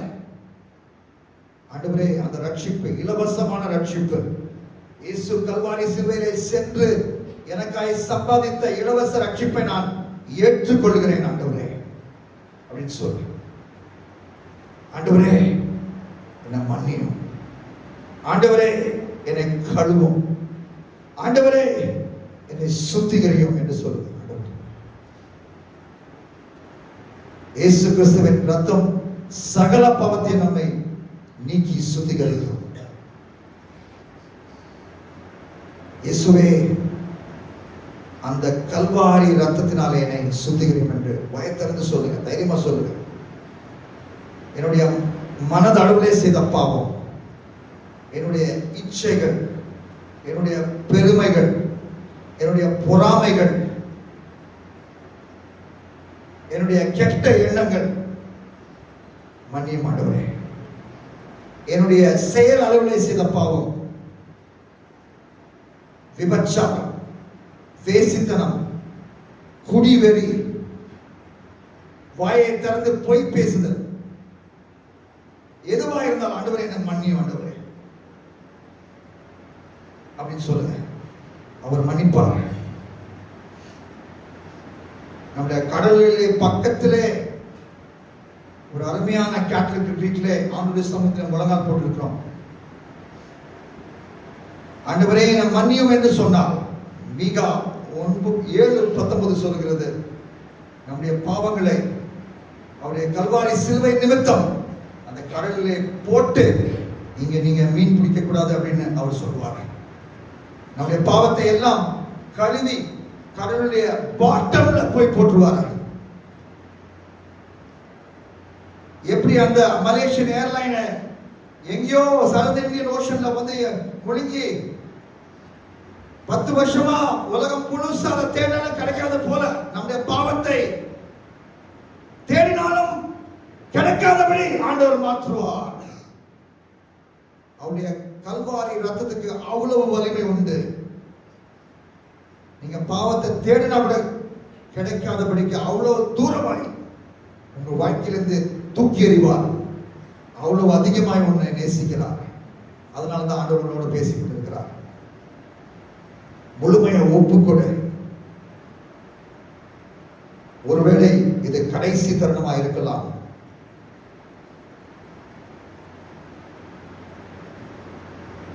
நான் மிகவும் மதித்து ஃபாலோ பண்ணுகிற பிரசங்கியார் பாஸ்டர் ஏப்ரஹாம் தாமஸ் ஒருமுறை அப்போஸ்தலர் 5 அதிகாரத்திலே அவர் ஒரு ஞாயிறு சாயங்கால வேளையிலே வேதத்தை போதித்துக் கொண்டிருந்தார். அவர் சொன்னார், சப்பிராயை பார்த்து சப்பிராயை குறித்து அவர் பிரசங்கம் பண்ணினார். பேதுரு கேட்டான், இந்த விலைக்கு தான் இந்த வீடை வித்தீங்களா அப்படின்னு பேதுரு கேட்கிறான் சப்பிரா கிட்ட. அவன் நினைச்சா ஆண்டவர் நமக்கு நிறைய ஆப்பர்ச்சுனிட்டி கொடுப்பாரு, போய் பேசிக்கொண்டே போலாம், பாவம் செஞ்சுக்கிட்டே இருக்கலாம், போய் பேசிக்கிட்டே இருக்கலாம். இன்னொரு ஆண்டவர் கிருபை உள்ளவர் தானே, ஆண்டவர் இரக்கம் உள்ளவர் தானே, ஆண்டவர் தயவுள்ளவர் தானே, இன்னொரு நிறைய சான்ஸ் கொடுத்துட்டே இருப்பாரு அப்படின்னு நினைச்சிட்டு இன்னொரு பொய்யை விட்டா, இன்னொரு ஒரு ரீலை விட்டா, செத்து விழுந்தாள் சப்பிரா. புதிய ஏற்பாட்டில் நடக்கிறது. இயேசு சிலுவையிலே மரித்து உயிரோடு எழுந்து பரலோகத்துக்கு ஏறி பிதாவின் வலது பாரசத்தில் உட்கார்ந்து நமக்காய் பரிந்து பேசுகிற சமயத்தில் நடக்கிறது. சப்பிரால் செத்து விழுந்தாள். அவன் நினைச்ச நிறைய சான்ஸ் நமக்கு கொடுப்பார் ஆண்டவர் அப்படின்னு. ஆனா அதுதான் லாஸ்ட் சான்ஸ் அப்படின்னு அந்த தேவ மனுஷன் முதல் முறையாக எனக்கு புரியும்படி அந்த பகுதியிலிருந்து ஒரு புது சத்தியத்தை எனக்கு சொல்லிக் கொடுத்தார். அந்த சத்தியத்தை நான் உங்களுக்கு சொல்லுகிறேன். Don't play with God. ஆண்டவரோட விளையாடாத. ஒருவேளை இது லாஸ்ட் சான்ஸா இருக்கும். தொடர்ந்து அதே பாவத்தை செஞ்சா என்ன, தொடர்ந்து அதே ரூமுக்கு போய் அதே பையனுக்கு கிஸ் கொடுத்தா என்ன, என்ன தப்பு, நான் செக்ஸ் பண்ணலையே அப்படின்னு விளையாட்டுத்தனமாய் irresponsible பேசாதே. இன்றைக்கு முழு மனதோடு மனம் திரும்பி ஆண்டவரின் சமூகத்திலே வந்துவிடு. அருமையான வாலிப தம்பி தங்கை, ஆண்டவரை நேசிக்கிறார், அதனால் தான் பேசிக் கொண்டிருக்கிறார். உன்னுடைய கைகளை உன்னுடைய இதயத்து மேல வைத்து ஆண்டவரே முற்றிலுமாய் என்னை அர்ப்பணிக்கிறேன் ஆண்டவரே என்று சொல்லு. முற்றிலுமாய் என்னை அர்ப்பணிக்கிறேன் ஆண்டவரே, என்னுடைய வாழ்க்கையை எல்லா ஏரியாவும் உமக்கு கொடுக்கிறேன் ஆண்டவரே. இதுவரைக்கும் நாம் கொடுக்காத ஏரியா கூட உமக்கு கொடுத்து அதை அர்ப்பணிக்கிறேன் ஆண்டவரே என்னை மன்னித்து பரிசுத்தப்படுத்தி உன்னுடைய குமாரனாக குமார்த்தியாக மரிசே ஆண்டவரே என்னுடைய நண்பனாக என்னுடைய தகப்பனாக என்னுடைய மாஸ்டராக என்னுடைய எல்லாமாக நீங்க வரணும் ஆண்டவரே அப்படின்னு சொல்லுங்க. தாமதம் வேண்டாம்.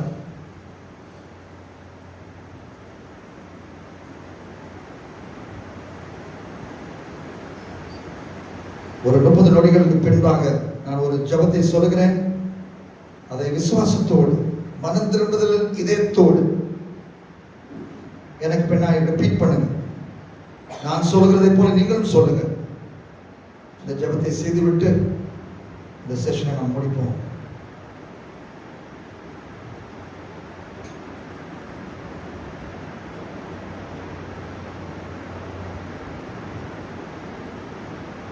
அன்புள்ள ஆண்டவரே, இந்த காலவெளியிலே என்னோடு பேசினதுக்காக ஸ்தோத்திரம்.